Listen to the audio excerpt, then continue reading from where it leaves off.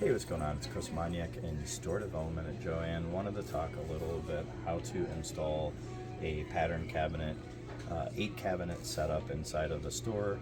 I'm in an existing store and we have an older version of some of these fixtures, but it is just the same as you'll be installing today. So let's just go ahead and get into it. But as you can see on this side of the pattern cabinets, we have 4 pattern cabinets. When we go on the other side, you'll see that there's 4 on the other side as well for an 8 cabinet setup. There are there are 2 different types of cabinet. So there's a smaller cabinet, which are these McCalls. There's always going to be 2 of those. All of the other cabinets around, see the other 6 are a larger version of it. And those are going to be your Butterick, Vogue, Simplicity, and Berta cabinets. So since we have 2 different cabinets, you'll see that one side of it will have a filler in the middle that's approximately 4 inches wide, and we'll talk about that a little more. But as far as the part number, for the smaller cabinets, the part number starts with an X. So if you see that on the box, those are your McCalls. The actual real part number is X6600001. And then the Butterick, Vogue, Berta, and Simplicity is Y00042. So also what you'll need to complete this is the pattern tops. So you'll get 4 different tops. This one's an older version, so you'll see the seams over here. That's not what yours will look like. The pattern tops are 25.5 inches in width by 67 inches in length. And then that part number is a JELF 1500. On the ends, you'll see that you have pattern ends. All your millwork is going to be white, so you can see the one in the store is green, but the pattern end is a JELF 1502W. That is a 50 inches in width by 42 in height. All your cabinets, that matches your cabinets, are 42 inches in height as well. And then last but not least, the filler that I was talking about earlier. This filler will actually come in a 24-inch panel that gives you multiple chances to cut this successfully, and we'll talk a little bit about that. But this is 24 wide by 42 high, and that is a JELF 1501. So install is pretty simple. What you're going to want to do is start with one cabinet. What you're going to find in almost all of our stores is none of them are perfectly level. The floor is going to have some humps in it. So you're going to get your first cabinet in place, set it. You should have tapes on the ground marking where it's going to go. When you go to put your second cabinet next to this, what you're likely going to find is you're not going to have a nice seam. One's going to be sitting higher than the other. That's where you have to start shimming these cabinets.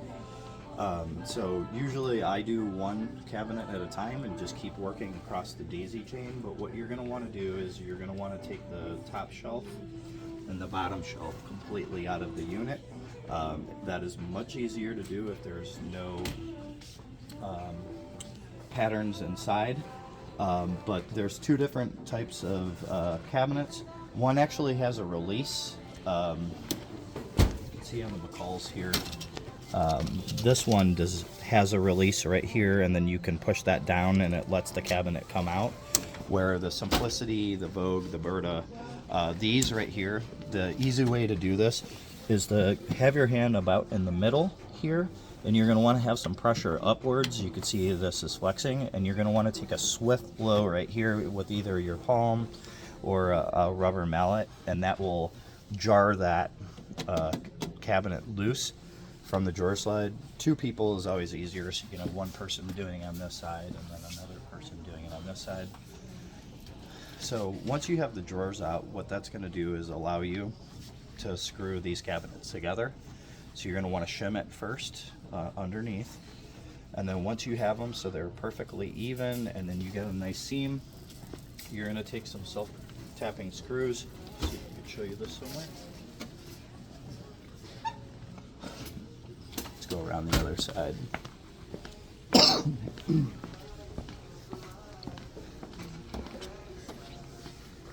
So if you look in here, you can see there's a screw coming out this side. They drilled these out. I would use a self-tapper, but you're going to want to use like a half or no bigger than a 3/4 inch screw. So basically what you're doing is screwing this together here, here, and you're doing that same thing on the sides and the back. So you should have 4 screws here, 2 in the front, 2 in the back. Same thing, once you have a cabinet here and then you're doing one on the other side, you want to screw both of the backs together. So in the end, what you're going to end up with is every single cabinet is completely screwed together. The leveling is super important, that all of these are flush and you have a nice seam. If they're not level and you don't shim them properly, the drawers could have an issue where you go to close them and they're going to hit either the other drawers or they're going to hit the side of the cabinet. Once you have them all screwed together and they're nice and flush, that is super important. If you have gaps, seams, or not level, your countertops are going to look horrible. So what you're aiming for once you put the countertops on is you should have a little reveal. These cabinets are 24 inches, and then the countertops are 25.5, so this should be hanging over. You can see here it's not. And then you're going to want to get all of your cabinets, so there will be 4 of them, 1 here, 2 on the other side. You're going to want to get them all nice and straightened out. And then once you have nice seams, it's all level and flush. From the bottom up, you're going to run a self-tapper through the metal cabinet into the countertop. That should suck it down nice and pull the cabinet down flush with the cabinet. Every time you put a screw in, before you do the other one, you're going to want to get up and make sure that nothing's shifted and all your seams look nice. For the end panels, which actually I should have said to do first, so you can see this panel on the end. Same thing, this top drawer and bottom drawer on all the cabinets need to be out. You're going to run a self-tapper through the cabinet, through here, and then into your end panel. So you're not going to want to use a screw any longer than probably 5/8, otherwise it's going to come through the end panel.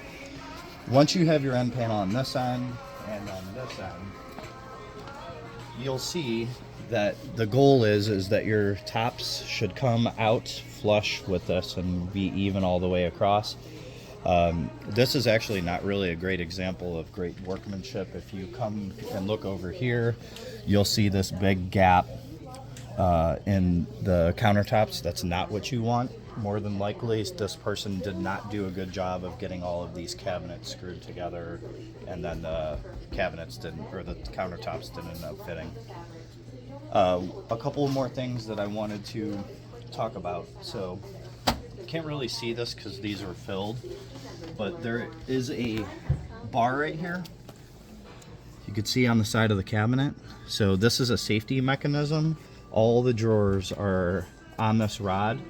What that rod basically does is it locks the drawer. So once this one's open, it won't let you open any of the other drawers. That's so a customer does not injure themselves.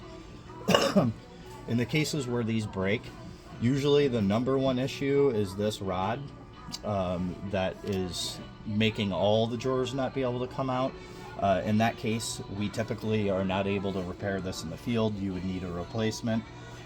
The other thing that is an issue with these is sometimes the ball bearings inside of the drawer slide will actually fall out inside of here. So sometimes the drawer's not going in and out easy. The solution to that is to actually take the drawer off of there. Once again, you'd hit it in the middle and with the 2 people get it out. And if you look inside the drawer slide, a lot of times there will be a ball bearing in there that's blocking it from sliding nicely. So that's another thing that you can do.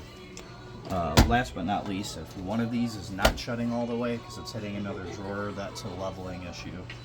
So you can see this cabinet right here is nice and flush on top. You can see on the bottom that this seam was not great workmanship here. But you can see that they did use shims under here, so they were attempting to get it level. They just didn't get the result that they should have. So that is pretty much it. If you have any more questions, reach out to your project manager and we can supply more information if needed.